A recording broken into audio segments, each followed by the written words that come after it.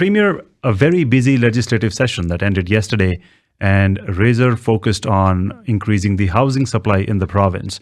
The policies that have been introduced over the course of the last few weeks in this session, they have their own supporters, they have their own critics. Some municipalities say that this is going to increase the pressure on the existing infrastructure. Municipalities are already cash strapped, so would the province also commit to providing funding to enhance and build on the infrastructure that is needed for that enhancement in the housing supply?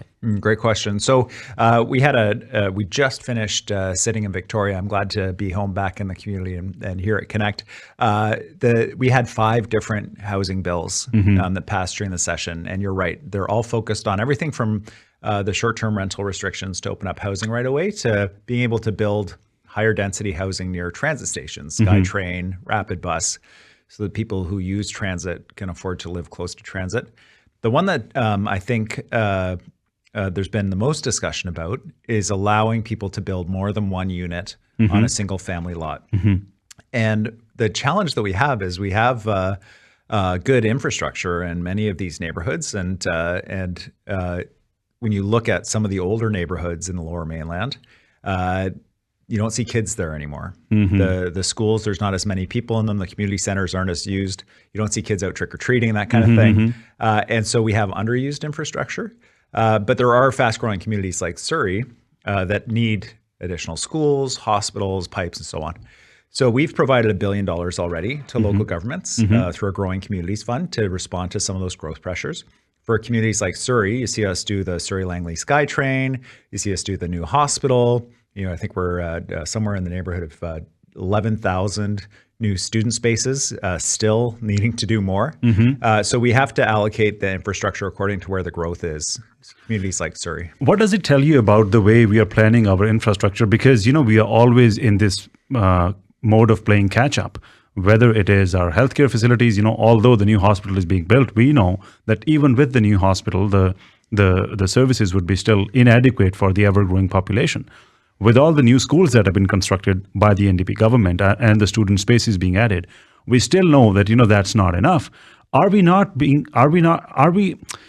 faltering how we are making these projections? Where is the disconnect?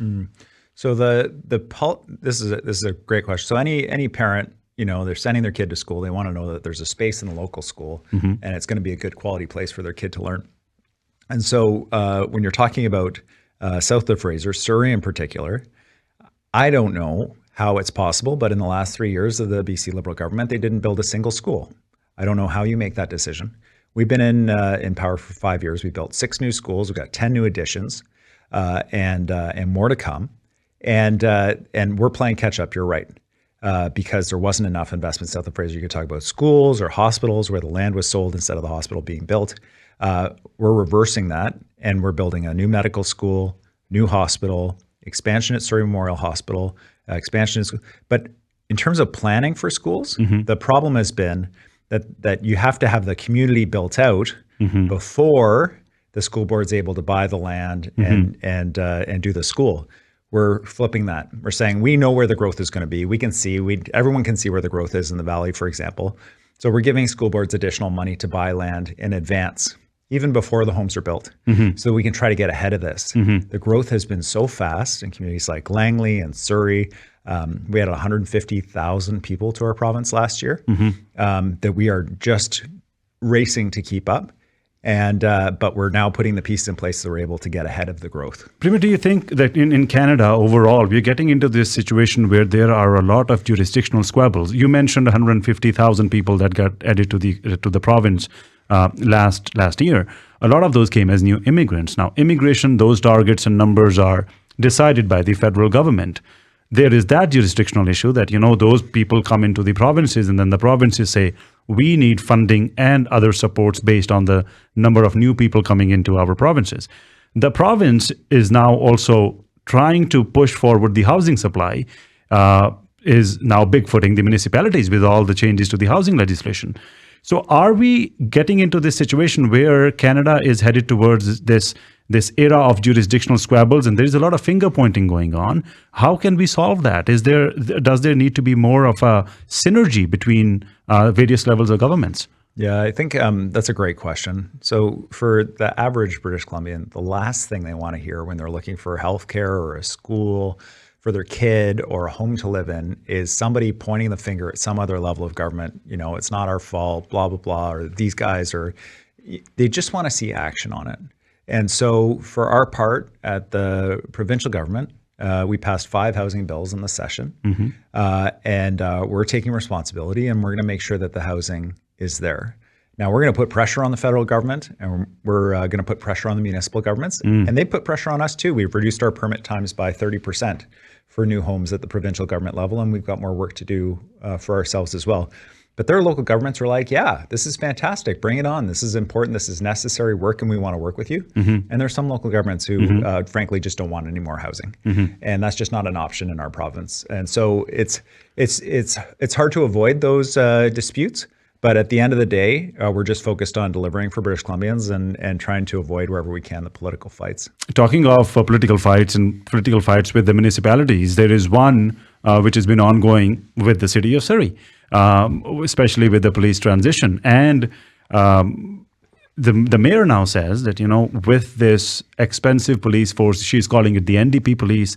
She says that all the tax hikes that this police transition is going to bring in, she's going to call it the NDP tax. Now, Premier, you have to face the voters next year. The Premier doesn't face the voters for another. The Mayor doesn't face the voters for another 3 years. Do you think that this calculated risk could backfire onto some of your caucus colleagues, some of your party members when you go to polls next year? Yeah, so that's a great question. There are these moments in government where you're presented with the information about a particular situation. Surrey Police is a great example. The independent experts have a look at it and they say, if we go back to the RCMP, it means pulling police out of integrated gang task force. It means pulling police out of specialized teams. We don't know that we're going to be able to get the recruits we need from the federal government. And we're already a third of the way through implementation with Surrey Police. A huge amount of money has been spent. And you have to make the decision that is the best decision you can and hope that and expect that people will support you for making a principled decision in the right direction. So on this one, I think the mayor is right to raise questions about expense. How much is it going to cost? Can we be certain? What are the impact on taxes? These are good questions for a mayor to raise. But let's not lose track, before we call it the NDP police, that this is the mayor who voted for the Surrey Police when she was on council with the council that started this transition, that supported it then, and then changed her mind years later. So we're in a situation now where we have to decide what to do. The Surrey Police released their budget. It's been reviewed by Deloitte. It's within Surrey's budget through to 2027. Surrey's city budget for policing is currently in surplus. The provincial government has put an additional $150 million on the table to protect local taxpayers, untouched by the city of Surrey.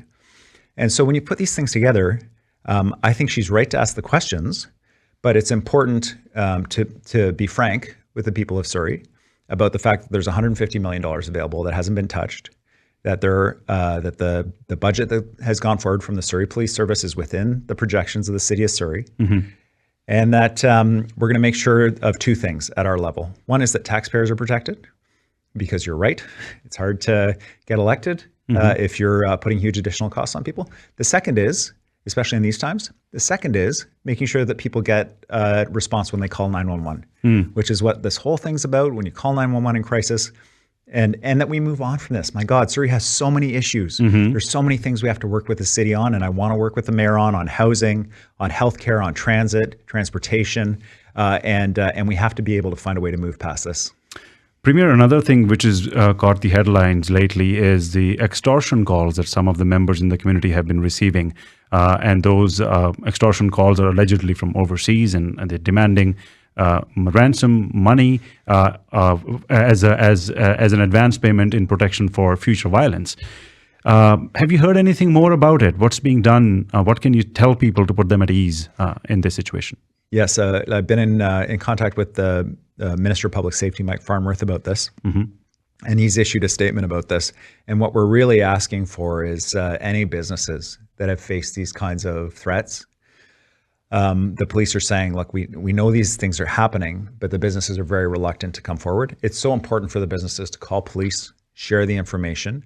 The police have the resources to be able to investigate, to arrest people, to crack down on this. The silence or even making an extortion payment, it doesn't make anyone safer, including the business. It gives the gang more resources and allows them to expand. So it's critically important that people call police, share that information so police can investigate. And we have ensured that there are resources for the RCMP around their anti-gang unit and specialized teams provincially to be able to provide the support for local businesses that are facing these kinds of threats. And we're going to continue to do that work to make sure they're protected. Premier portables in schools. In 2017, NDP promised the elimination of portables, but in fact, those portables have only increased and are projected to increase in the following school year as well.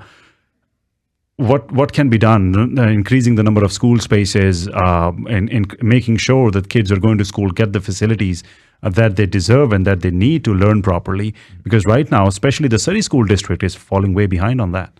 Yeah, thanks. And a really important question. Parents need that quality space for their kids to learn.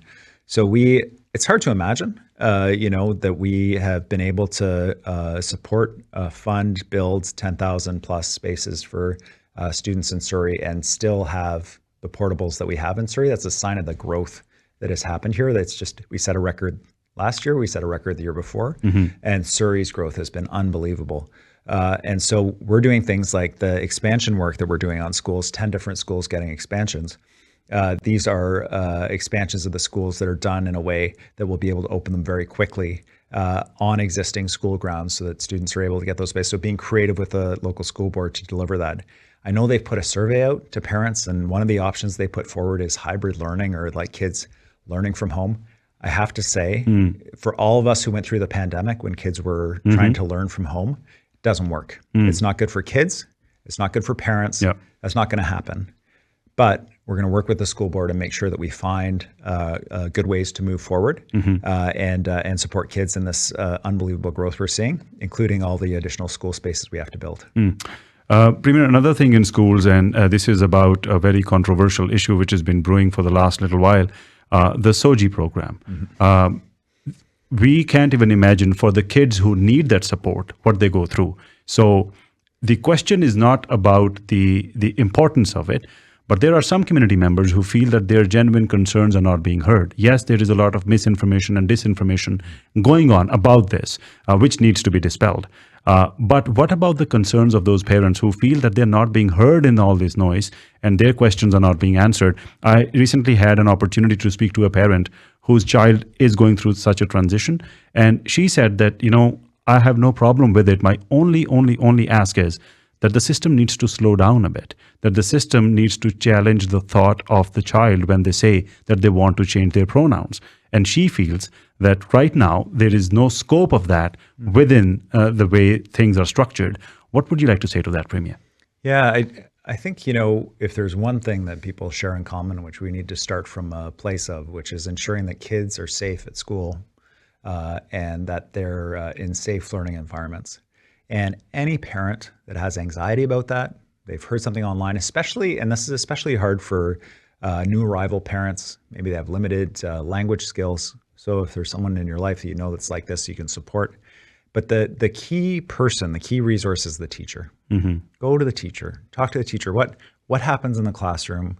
What's going on with my kid? How can we make sure that I feel secure about what's happening for my child in school? That is the number one resource. And that's the number one way to deal with misinformation. All these other things, just talk to the teacher, because I'll be honest, the number one threat to our kids is not the teachers. It's not the librarians in the school.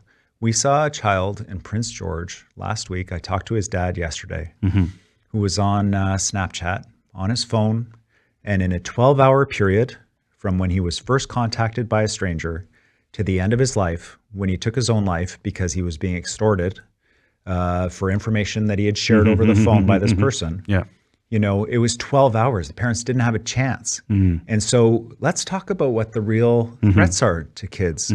And, I saw that footage of the guy who's driving the tractor, a beautiful multi-$100,000 tractor, ramming RCMP cars on the highway, tipping it over, getting injured. people are very anxious about this. I understand that.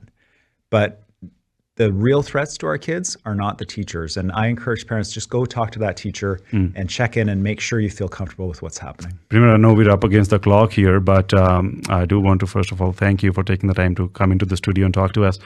Next year is going to be even busier for you. You've got a new member coming into your family. Next year is also the election time. So all the best to you. Given your political strength right now, it must be very tempting to call an early election. I know you've spoken about this before, but could there be an election earlier than October of 2024? Okay, yeah. Thanks for the question. And thanks for the congratulations. A very exciting time for our family. We're really excited. We're expecting a new baby in June. When I was first sworn in, people were like, "Okay, now you got to call a snap election right away." You know, the Liberals are disorganized, and now's the time, and who knows what the economy is going to do. I think that and I asked people and I talked to people, but I haven't heard a single British Columbian say what the province needs right now is a provincial election. They say we need action on housing, we need action on healthcare, we need spaces for kids in schools, we need public safety issues addressed. And so I hope that people have seen over the time that I've been Premier where we're going on each of these issues. We're not going to solve all these issues before the election, but I want them to see where we're going. I want them to see some results in their community. And so that when they get to the election, they can say, yeah, we'd like to keep going in this direction. I think I have to prove myself to British Columbians, but also I don't think they want an election. If they said, yeah, you need a mandate, that would be a different story, but they're not saying that. And so we'll go to the fixed election date. Premier, thank you so much for your time. Thank you. Thank you.